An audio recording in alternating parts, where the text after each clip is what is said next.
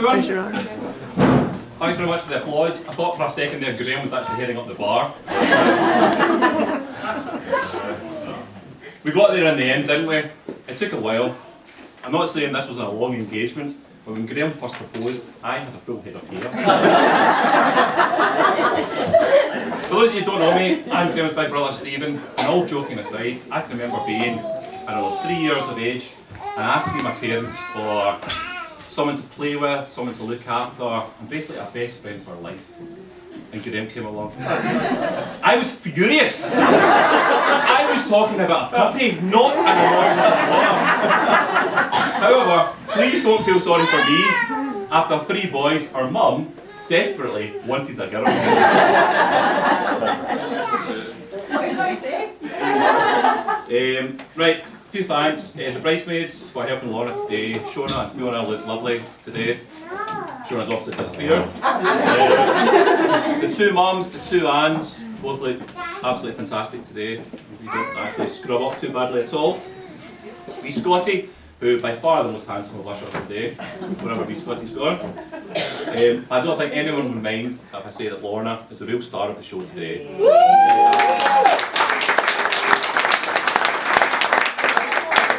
A thanks to everyone at Entertain House. It's a lovely venue, and I think we'll have a lot of fun tonight. And I have heard that if we're very lucky, Graham is going to treat us to one of his bum dances later on.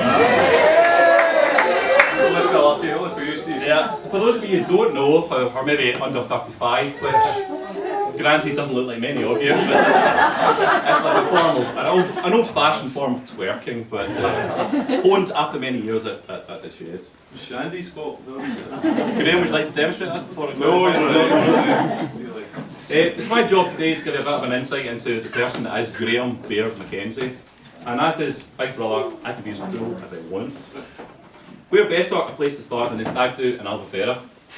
Oh, No. It says that I'm not. Wise move. Yeah, absolutely. That is just in order to protect the innocent, although I do spot a few relieved faces around tonight. The one thing I would say is we didn't actually realise how much Graham hated flying. Well, how else to explain? Upon arrival at Albufeira Airport, he promptly got out of the taxi and vomited everywhere. What's it flying? Nothing to do with alcohol. Graham was the youngest of 4 boys and was very nearly named Margaret. Before, unfortunately, Graham was named more suitable. And you can imagine how mollycoddled and spoilt he was as a younger sibling. Indeed, did you know that he still makes his mum make him a stocking every Christmas day? Well, she did do it before I put a formal complaint in last year. His doting mother actually referred to him as Rat. In fact, you still call him Rat, don't you, Mum? So his brothers, and especially me, he'll always be known as Bowley. And this was on account of the horrendous bowl cuts sported by Graham for much of his life.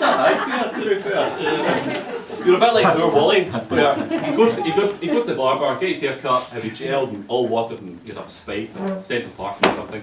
That would wear off, and he'd go back into the ring. In fact, it got so bad that I actually found Graham, caught Graham cutting a square patch out the front of his fridge. Again, looked great when it was all gelled, and then it flopped back in a bowl cut with a square patch out of it.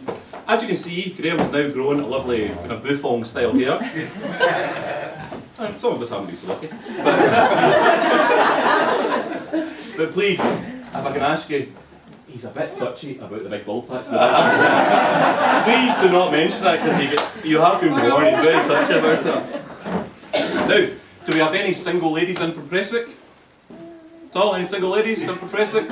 Any married ladies that just prefer to be single? Well, did you know that...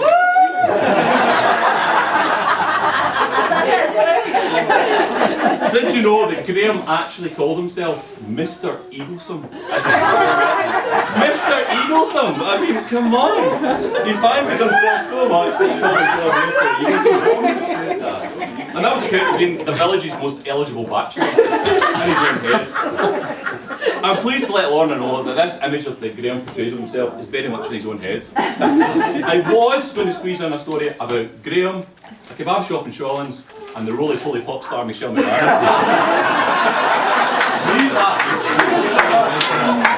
But I'm not squeezing Michelle McMahon in anyway. Right, I'd like to talk you through some of the weird and wonderful phases that Graham has gone through over the years, and there have been a few. The first up was the touch phase. So, if Graham ever brushed against something with his right hand, he'd either have to touch it 18 times with his left hand and still do that. But you got to see John again, you still do that, don't you? I remember Mum being a wee bit worried about Graham at that point. Next up was the frosty phase. The only thing that Graham would ever eat between the ages of 5 and 15 were Kellogg's Frosties. Available in other brands, so freaks as well. Breakfast, lunch, dinner, Frosties. That's all he would ever eat. Along came the sickness phase. Graham was a sick child. But nothing trivial. Not your colds or coughs or flu for Graham. Oh no. Graham got every horrible disease going. Be it worms or nits. It meant the whole house had to get fumigated. Every 2 weeks there'd be a family meeting and there would be announced that once again Graham's got worms.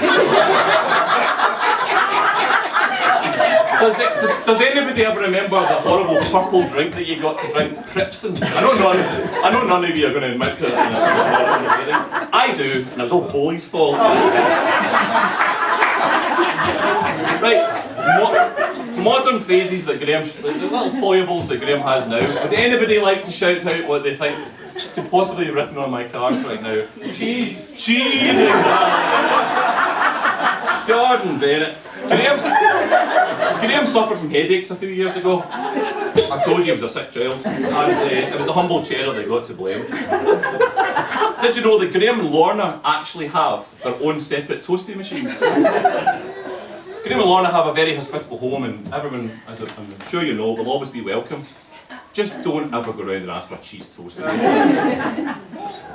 Now, would anyone like to hazard a guess as to which country Graham then decided to go on holiday to after finding his allergy to cheese? Italy, that's right. The cheese-loving capital of the world. But the only thing Graham left to say that holiday was no formaggio. Right, one of my favourite stories. I'm going to cut this out of the speech, but I'm just going to have it in. Graham's grumpiness. Lorna, I was going to apologise, but we had it for years. So. I always find that Graham's grumpiness comes out when he's in a competitive environment, be it football or golf, which you hate losing. And in fact, in fairness, he doesn't lose very much. But I think I know where I think I know where this stems from. Years and years ago, we used to play football. The four brothers. We used to find a football pitch in the middle of nowhere, in the middle of on a holiday. We used to have to shoo the cows and the sheep off the football park for playing a game. Anyway, the rules were simple. It was Jim and Graham, the kind of competitive brothers, who were a bit highly strung against myself. And John, who were a bit more laid back, and we didn't really mind. Now, the rules were simple. I think we won more than we lost, John. I think so, Steve. The rules were simple. Good guys. It was first up to 20, and every game invariably got to 19-all. Next goal was the winner. So one game. They changed the rules. They did. Well, Jim would always change the rules. So one game sticks to mind. It was 19-all. Next goal was the winner. A long ball over the top, so Graham running in and goal. All I could do was shout abuse at me. Frosty eating, cold cutting, worm infested so-and-so. Graham made one fatal mistake. He looked back over his shoulder, and when he turned back, he stood in what can only be described as the world's biggest cowpat. I'm not kidding, and maybe my memory's playing tricks on me now, because it was a few years ago, but the cowpat was up to his knees. we got the ball, scored the winner, and the argument that went on between Jim and Graham lasted long into the night. Oh my God. Graham, of course, covered at this point in cow jobbing. Right, the other one, the other stage that Graham's well known for is his thriftiness. He's a little frugal, he's a little tight, he's careful with his money. Anyone who's been on a night out, and I'm sure there's quite a few of you, will know that Graham likes to keep hold of his money. One story, one of my favourite stories, is when our grandpa was looking after us, and he gave both Graham and I £5 and for a lunch. I of course went up to the local cafe, blew the lot, ice cream, hamburgers, juice. Graham pocketed his fiver and made himself a bowl of Frosties.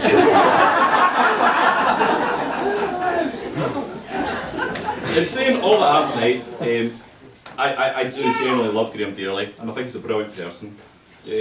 One of Graham's best qualities is his loyalty, be that to his friends, many of whom he's known since school and are here tonight. St Mirren, Deacon Blue, Oasis, The Shed, his family. Graham is also the only person that I know that would travel back from Banff every Friday night just so that he played for Eagles Amateurs, so that he wouldn't let his teammates down. There's not many people that would do that. Graham now has a beautiful and fun wife in Lorna and a lovely son in Scott, and together they make a fantastic family unit. It's wonderful to be here on a special day. The good news, Graham, is that I have been married for 12 years now. 11. Graham, the good news is that I've been married for 11 years now. And I haven't, honestly, I've never thought of divorce once. Murder? Oh no, I haven't. Right there. Right, it's finally time for dinner, so I'd ask you please to be upstanding and raise your glasses for one last toast to the bridegroom.